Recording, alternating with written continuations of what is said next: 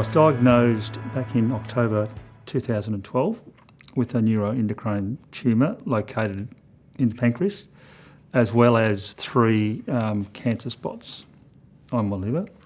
And as a result of the tumour in the pancreas, I also became a diabetic.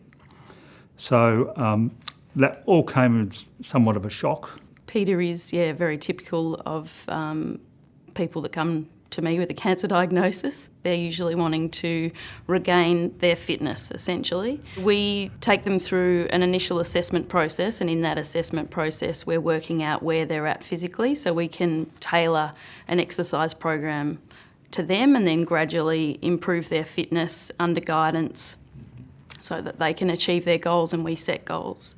We've also looked at, how their treatment has affected them physically and emotionally and help them regain their fitness.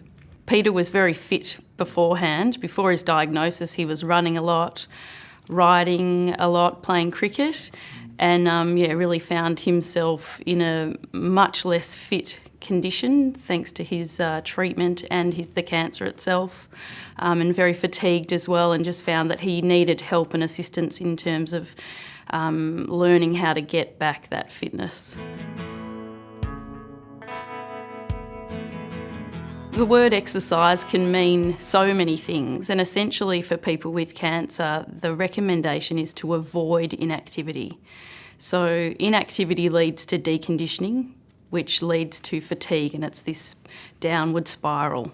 So we want to do anything we can to avoid inactivity. So it may just mean walking to the letterbox for someone, or it may mean much more advanced, typical exercise like going to the gym, but it's going to be very different depending upon the situation. Physical activity is so important for people with a cancer diagnosis. Not only it helps counteract the side effects of cancer treatment, so things like physical deconditioning, so muscle mass loss, increase in fat mass, so it helps control body composition. Having a good muscle mass is really important for someone in terms of their survival. Their physical capability, so activities of daily living, being able to functionally perform. So not only the physical benefits of exercise, but there's also that psychological benefit of exercise where people feel like they're actually in control. The fitter you go into surgery, the better outcomes and the better you're going to recover from the surgery itself. So it's important to exercise leading up to surgery. So the earlier we can start exercising upon diagnosis, the better. You should definitely exercise throughout treatment, but you're going to have good days, bad days, no way days, so days where you feel like you can't do anything. But again, it's really important to avoid that inactivity. So I do tell people that they should listen to their bodies. So if they're feeling like they are unable to exercise or they need a rest, yes, absolutely rest, but try and also incorporate some activity into their days. When I first arrived to see Dale about putting an exercise program together, I was really open-minded about what that looked like. And so I explained the situation with Dale, plus obviously we had the letter from the oncologist about what I could and sort of couldn't do. And I had no real goal in mind at that particular point in time. I just wanted to get back to doing something that I could slowly improve my overall fitness. I had nothing left. As we get older, we know we lose our muscle mass. Because I hadn't done anything, I was just skin and bone, effectively, really skeletal here, and so there was nothing. So it was a real gradual process. That was tough initially because the easiest thing to do is just say, no, I might just sit down and read or put the telly on, rather than actually going and allocating 20 minutes or half an hour to do some exercises. And it was only a month and a half, 2 months in, Dale asked me a question once I'd started to just get used to the exercise and do a bit of build-up. She said, Peter, what is your goal? And it must have been somewhere in the back of my mind, in my subconscious. I said, well, at the end of 2018, I turned 60. And what I'd ideally love to do is to go and play over 60s veterans cricket. And Dale's support was so important, really was so important, just to keep me on track. Because again, very easy to walk away and say, "I'll go and sit down and put the telly on." At our initial consultation, we often talk about the goals that they want to achieve, and it might be to be able to walk their dog, or it might be to be able to play with their child or pick their child up, or just more functional or general fitness, or returning to the fitness that they had prior to diagnosis. So there's always a goal to work towards. But yes, with Peter, it was a interesting goal that he had the cricket to return to. But for other people, it's just normalcy often, to feel normal again. He was really happy with himself to be able to achieve that goal.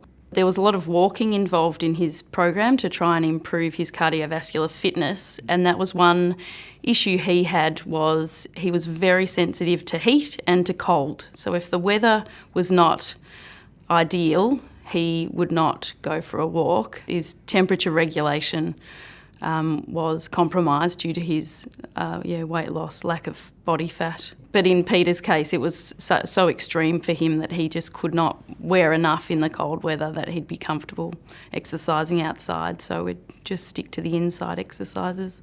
And you can gain a benefit from inside exercise. Some of the side effects I was experiencing from the drugs that are on, the worst one was stomach cramps, and that would last for 2 or 3 days in a row. It was hard to deal with to start with, because I had to learn to say, well, okay, so you've got the cramps, but that doesn't stop you from doing something, whether it be walking or whether it be doing the exercise or even just doing stretching.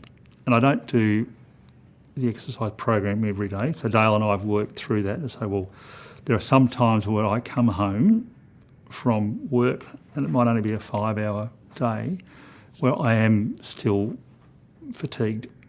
So what I tend to try and do is listen to the body. If I am that fatigued, I will go and lie down, and I won't feel guilty about it, because I know that's what my body needs. My body needs rest. Yes, so cancer-related fatigue is one of the most debilitating side effects and the most common side effects of cancer and its treatment, and exercise is the most effective management of cancer-related fatigue. A common side effect of pancreatic cancer is diabetes, so exercise very much helps in controlling diabetes. There can be weight loss, and when we're looking at weight loss, we really want to try and maintain muscle mass as well as we can. So exercise resistance type training can maintain muscle mass, and also a good diet, a healthy diet. And in terms of weight gain, if weight gain happens to be a side effect, in terms of increase in body fat, exercise can help control that as well. But we're looking ideally for a healthy body composition. So your GP can refer you under a chronic disease management plan to an allied health practitioner. Under that plan, they get Medicare rebatable sessions, up to 5 per calendar year. Every person is different. Just because they've got cancer doesn't make them the same. So everyone's got their own goals. Everyone reacts differently to treatment. So it's about finding what's going to work for them and make them tick, and prescribing an appropriate program for them and their goals. Exercise has worked for me mainly because it's helped me improve my total outlook. It helped me improve my life. I think it was really important to have Dale's help, having some guidance, having someone to keep me on track, to make sure I was still doing the things that I needed to do. It made me less fatigued, so it gave me more energy. Trying to have the strength of mind doesn't always work for everybody. And it's not always perfect for me either, but trying to have the strength of mind, so my focus needs to be there. And if I'm thinking about the exercise, if I'm thinking about walking around the block, and I've got my music on, then I'm being distracted from the side effects of the drug.